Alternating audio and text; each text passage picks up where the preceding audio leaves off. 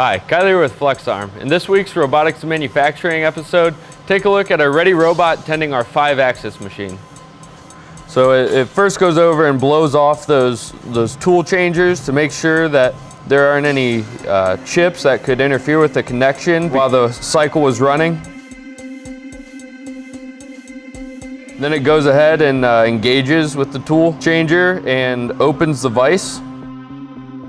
Suction cup comes over to the top of the part, picks it out of the vise jaws and takes it over to the unload bin. And we're ready to grab a new part from the grid of parts that we have programmed. The robot rotates over to the load point on the vise jaws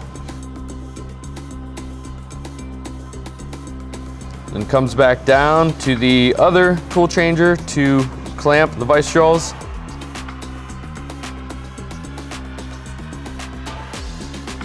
Then we're doing some force checks here to make sure that the part was properly loaded before we come down with the machine probe.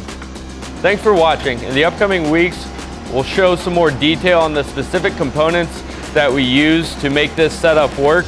If you have any questions, give us a call, 1-800-837-2503.